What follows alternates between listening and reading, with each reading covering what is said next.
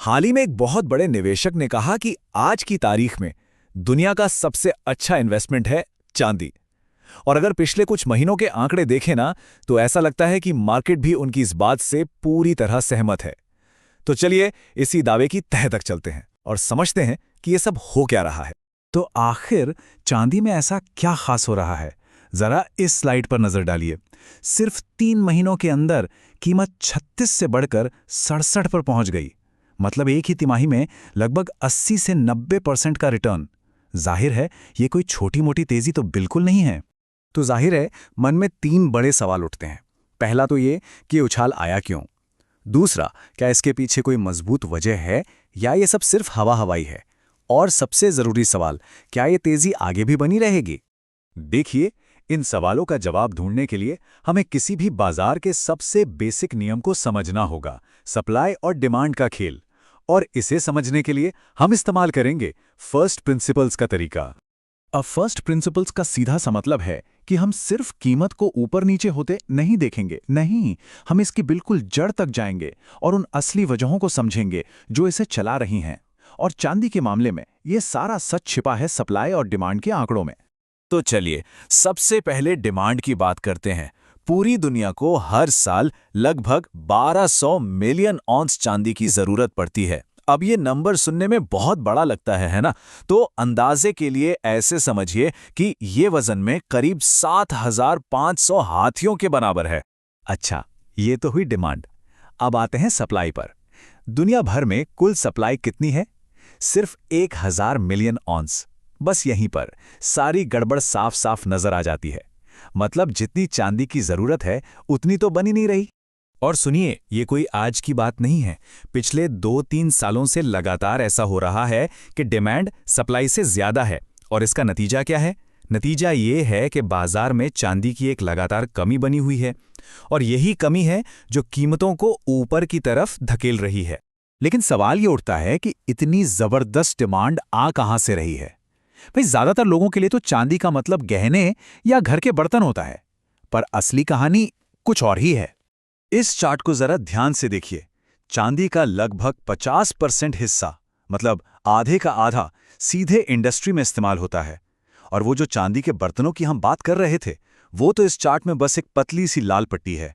असली खेल तो इंडस्ट्री का है। और ये इंडस्ट्रियल डिमांड आ कहां से रही है? ये आ रही है फ्यूचर की टेक्नोलॉजी से। सोलर पैनल्स बनाने में चांदी का जबरदस्त इस्तेमाल हो रहा है। जो नई सॉलिड स्टेट बैटरीज आ रही हैं, उनकी तो ये जान है। और हमारे लैपटॉप, मोबाइल फोन, टीवी, हर इलेक्ट्रॉनिक डिवाइस के अंदर चांदी मौजूद है। ठीक है, तो ये तो साफ हो गया कि डिमांड बहुत ज़्यादा है और बढ़ती ही जा रही है।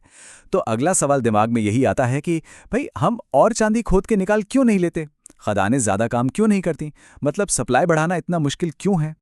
क्योंकि ये कोई रातों रात होने वाला काम है ही नहीं। सोचिए, एक नई खदान को पहले ढूंढना, फिर सरकारी परमिट लेना, फिर उसे बनाना और तब जाकर प्रोडक्शन शुरू करना। इस सब में 8 से 10 साल लग जाते हैं। ये एक बहुत बहुत लंबी और धीमी प्रक्रिया है। और एक और बहुत बड़ी वजह है, भारत समेत दुनिया के कई हिस्सों में चांदी का सीधा खनन नहीं होता।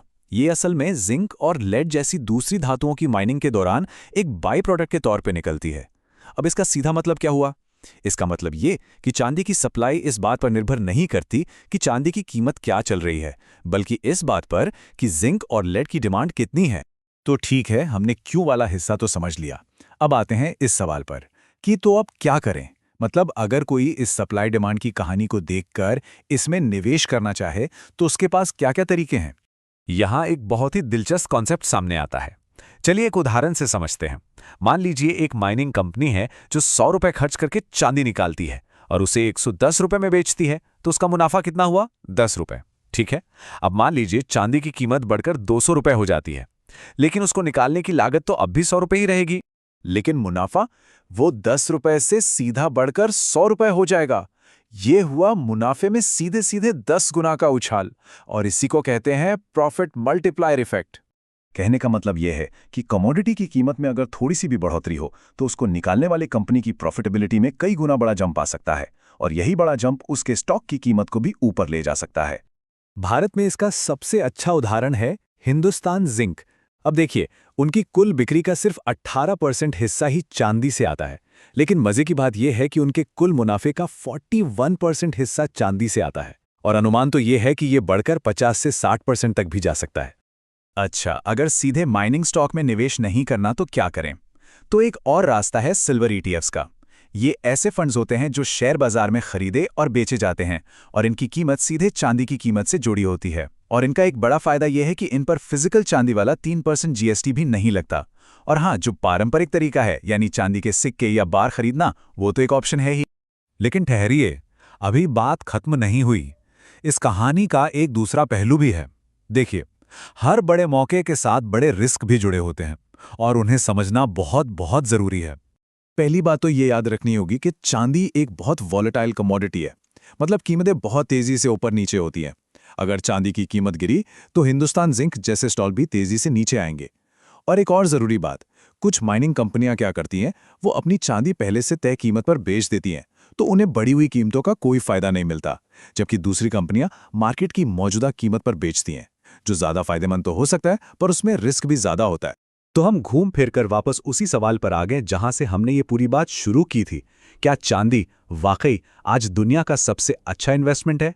तो असली सवाल अब ये है, क्या हम एक नई इंडस्ट्रियल क्रांति की शुरुआत देख रहे हैं, जहां टेक्नोलॉजी की भूख चांदी को एक सुपर मटेरियल बना रही है, या फिर ये सब सिर्फ एक सट्टा है, एक बड़ा सा बुलबुला जो कभी भी फट सकता है?